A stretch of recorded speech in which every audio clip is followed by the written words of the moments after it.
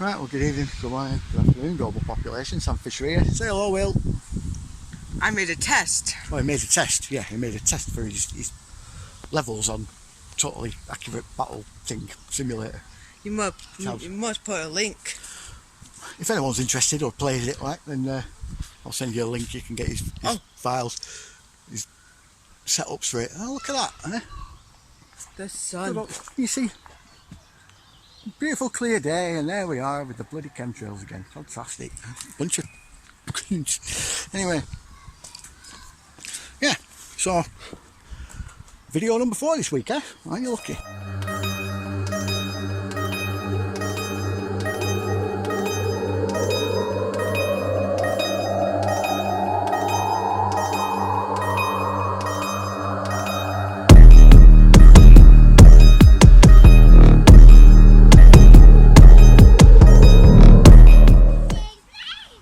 Believe it or not, I tried to make this video about 3 or 4 times now, and I'm going to have to move now because there's people coming. Typical. Come on, we'll go over that way. Yeah, let's go that way. Yeah. Anyway, as I was saying, I've tried doing this video about 3 or 4 times now, and each time something's gone wrong. Either the sound levels don't work properly, or the camera switches itself off halfway through doing and talking. I'm end up talking to myself for 5 minutes, or something else. I don't know why, but we'll try it again. Basically, I've been watching a lot of videos I don't normally watch. Some of them because the subjects haven't sort of interested me before, or the person who's made the videos is a little suspicious, shall we say. There's very little truth inside them, but there's always something there that'll give you a nudge. What? It's your birthday tomorrow. Yeah, it's my birthday tomorrow. That's another reason why I'm doing this. And then there's some of the videos that I've watched that were because there was someone I've forgotten about. Not because they were bad or anything, it's just that I'd literally forgotten about them. One of those people, and who I've been watching a lot of lately, is Michael Sarian. And that's because people were sending me clips of some of his talks and whatnot, like on Telegram, saying, "Have you seen this guy?" Like, And I was sat there thinking, "I don't recognise that face. Where do I recognise that face from?" And of course, when I saw him, I was like, "Ah, yeah, I remember you." One of them was it was a podcast that he did with a guy called David Whitehead, who has done an amazing series of documentaries called Cult of the Medics. I highly recommend them. Highly recommend them. It's superb work that he's done there. So if you're watching, Dave, well done, pal. Well, seeing those clips prompted me to go and watch a few of Michael's podcasts. And a few of them were with David Whitehead, so that was helpful because I quite like watching him. He's good. And as I'm listening to a lot of what Michael was saying, it was confirming a lot of stuff that I talk about myself. A heck of a lot. Now, obviously, we don't agree on everything, but we do align on a lot. And we've come at it from different angles. Or different starting points, should I say, and that's what makes me think that, yeah, okay, this guy's legit, basically because of the stuff that we do line up on.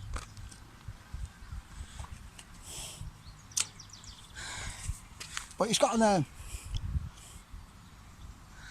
in his view, we basically should be ramming this down people's throats to get them to wake up, and this is where we don't wind up. I'm more of the mind where you drip feed people and nudge them. What?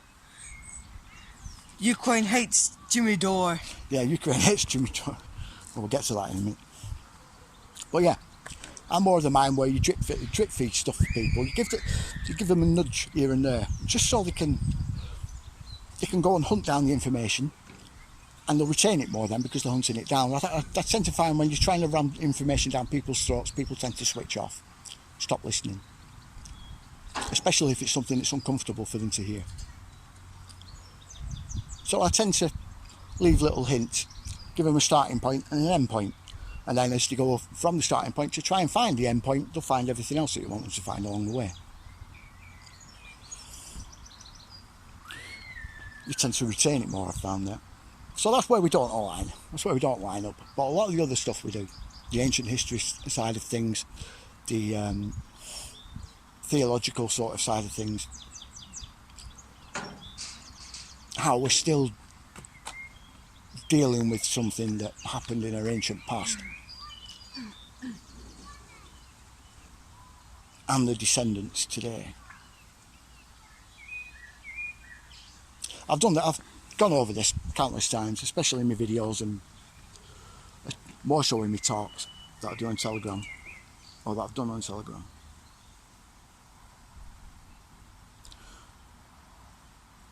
Well, that's made me realise that perhaps I should start making a few more of these videos a bit more regularly. Maybe do one a week where I just empty my head of everything that's in there.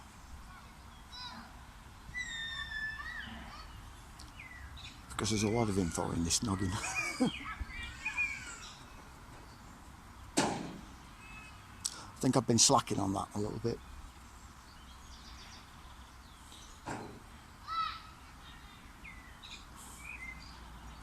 But anyway, what else has been going on?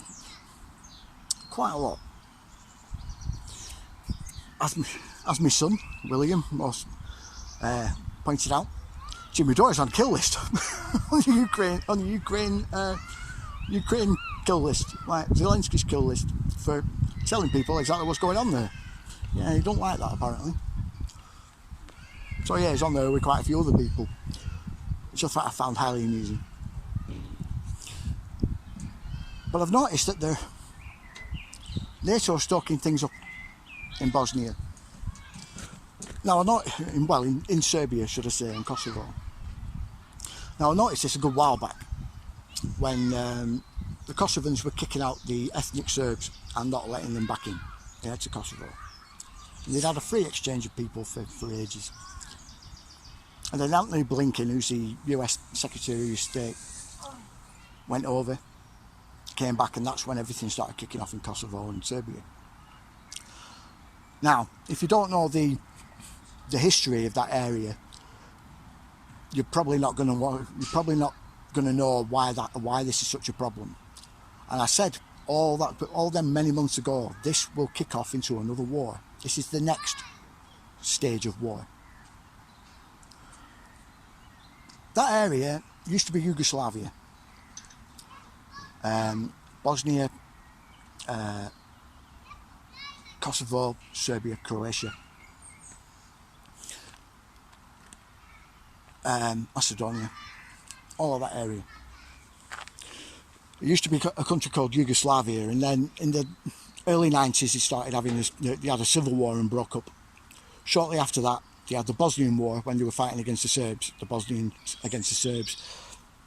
And then not long after that, it must have only been about 6 months, the Serbs ended up kicking off with the Kosovans again, and that drew in Bosnia again. Yeah. So there's always been a state of war in that country up until at least the late 90s, early 2000s. Now, Bosnia is important because just like Ukraine and many areas around that region, but especially Ukraine, there's a lot of ancient history there that they don't really want you to know about. Many of you will have heard about the Bosnian pyramids, yeah, and discoverer Samir Osmanagic.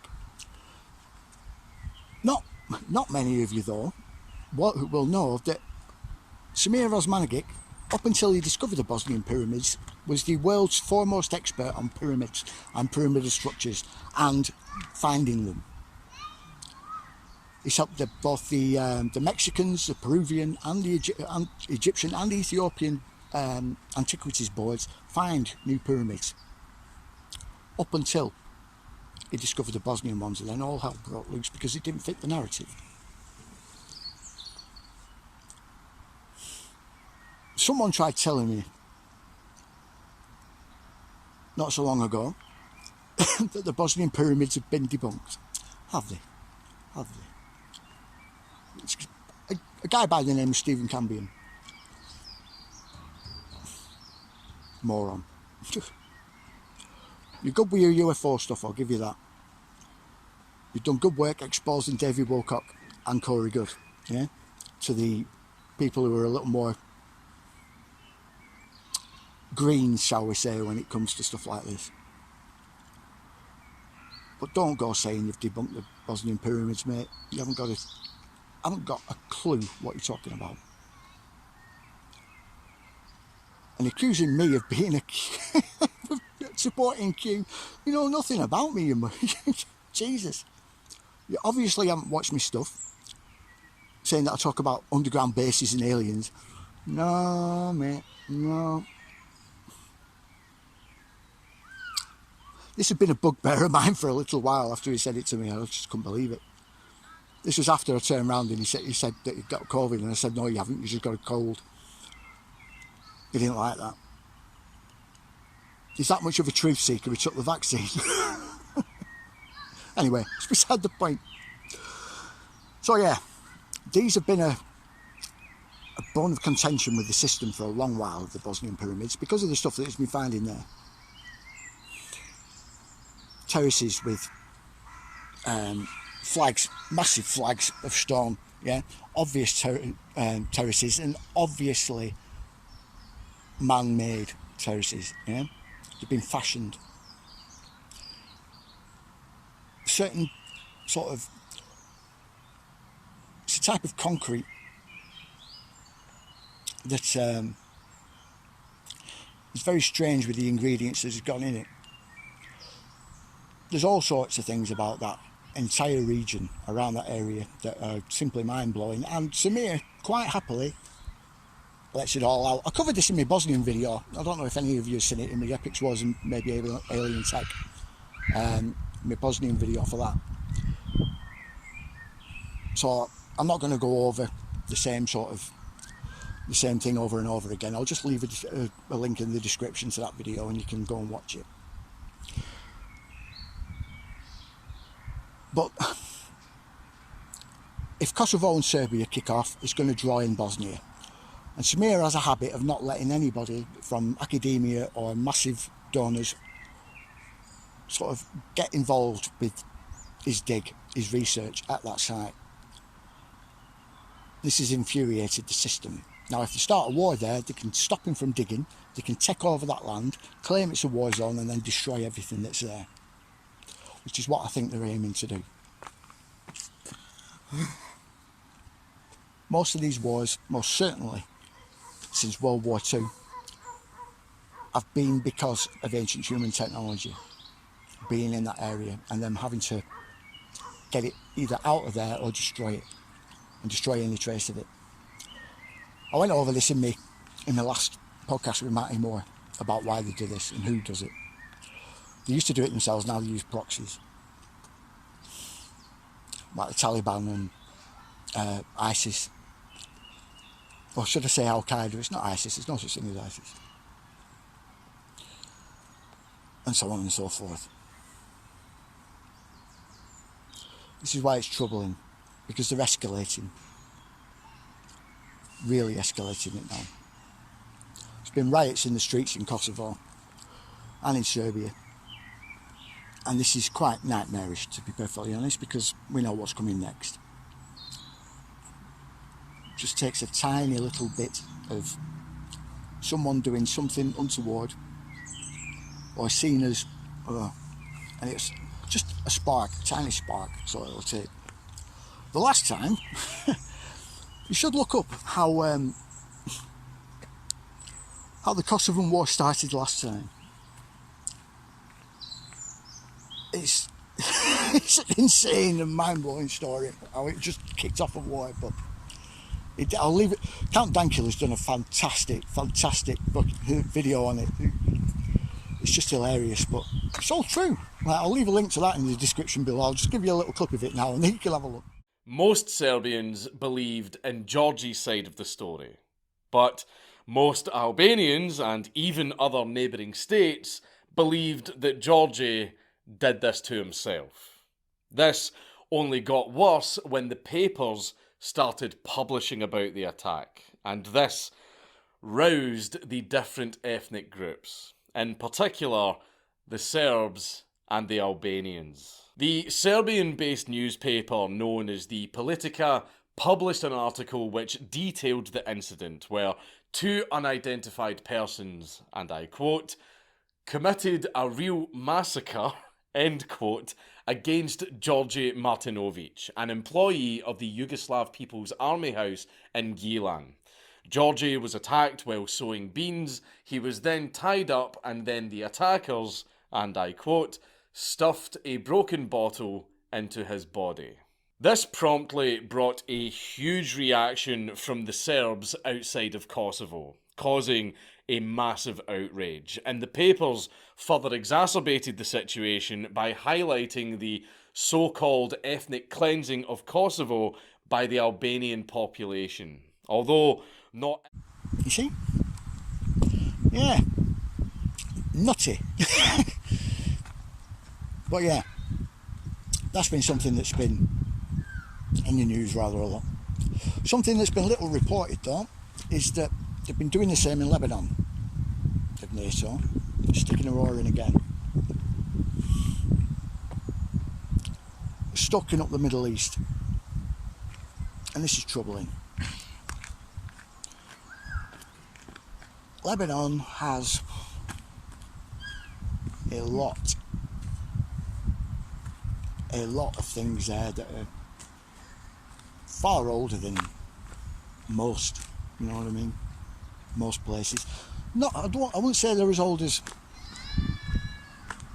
what they found in Ukraine, well, Crimea especially, in the Donbass. If you've not watched my Epics Wars and maybe Alien Tech videos, it's a good place to start. Series 1 on that. Definitely not as old as Kabardino-Balkaria, God no. But still very old, very, very old. And they've been after getting in there for a long while. Like into that area, just like Syria. They flattened Syria. No. But that's somewhere else. On the quiet they've been doing that. It's just usually starting to trickle out in bits here and there. But yeah, Lebanon's another place where they're stoking up trouble. I think one of the reasons why they want a war with China is so they can destroy the pyramids that are there. There's something that even the Chinese government don't want people to know about. Probably because they know the Americans will be straight in there and trashing them. They know what it's about. So yeah, we have all that. We have NATO starting trouble in the Middle East, NATO starting trouble in the Balkan areas, and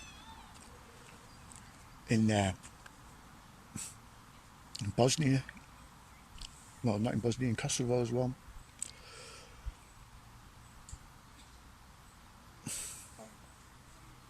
And then we have the WHO treaty. Well, it's not a treaty really. It's already been put through, but we have 6 months to opt out. That's every nation. Every nation has signed up to it, whether they like it or not. Your medical officials aren't working for you. You aren't even voted by you. Yeah. They're the bureaucrats. The bureaucrats that are just appointed. They're coming. Well, good for them. I need to go there. Well, go on then. We want to go back there, all right. Okay, make your mind up. Well, yeah. See, you have to The treaty is a problem. Now we have 6 months to opt out. So far as I know, there's only really the British Parliament that have been debating it, talking about it. Now, yeah, granted, all they've been doing is talking.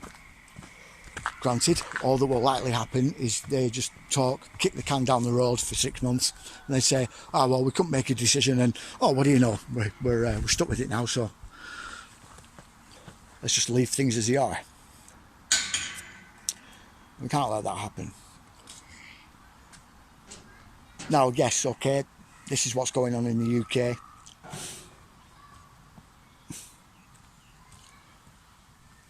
But I think it's time that people started badgering their officials at every level. I mean badgering.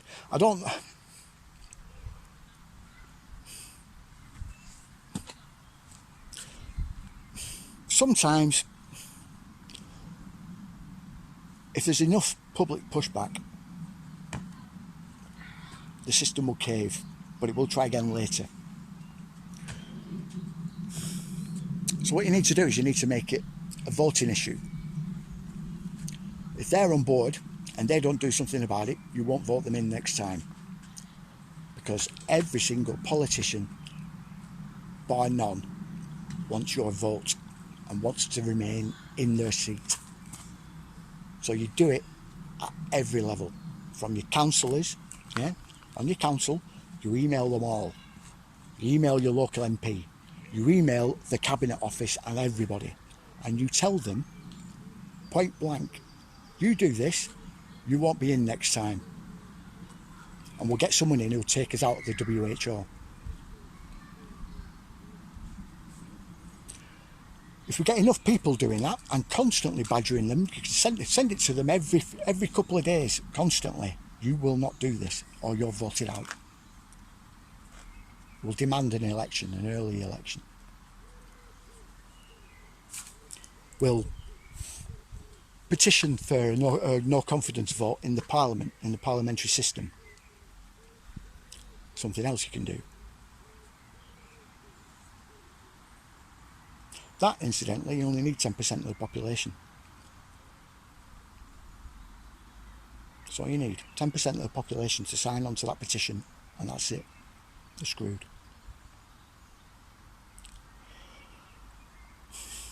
So this is what we need to do. We need to give them 3 months to get something done, and if it's not done, gone. Yeah. So we'll give them till September, which incidentally is when they come back. It's the first order of business when they come back in September. Is when they go back to Parliament. They break up in July, end of July, and then come back. No, August, I think. And then they go back in September. They do in the UK anyway. I don't know about the US. But this is what we need to do. We need to tell them point blank. Get it done. Yeah, get us out of there. Opt out or you're done. That. While we're making this video, Street Fighter 6 just come out. He's obsessed with Street Fighter as well. Anyway, so yeah, there's been a lot going on. There's going to be a lot more going on. I think many of you have noticed that things are ramping up, and they've started moving a lot more quickly, because the system is terrified. We're all catching on to what they're doing, and they don't like how many of us are noticing and how many of us are waking up. Keep doing what you're doing, all you people, because you're doing a great job. Yeah. Even if you wake one person up, it's one extra. Yeah. So all it takes, just one more person, and they'll wake up the next, and the next, and the next. And like I said, you just need to drip feed them. Yeah. Just drip. give them a nudge. Just say, have you seen this? You know what I mean? Make them think for a minute. Yeah, give them something to look at and to look through, or to look for. Look for, especially. We only need to take the blinkers off their eyes. Yeah. Take the blinkers off for the light to hit their eyes, and they'll do the rest. They'll do the rest. Because once they're awake, they won't go back.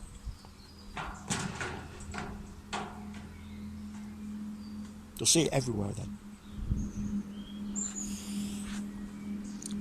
Anyway, I think that's enough for today. So, remember, like, share, what? Rating will be a pre-order in Super Bowl Force for you on June 3rd. Yeah, but anyway, like, share, subscribe. You know the drill. See you later. See you later. Tomorrow will be Dad's birthday. Yeah, it's my birthday tomorrow anyway. Oh, it's a birthday video. Anyway, like, share, subscribe. You know the drill.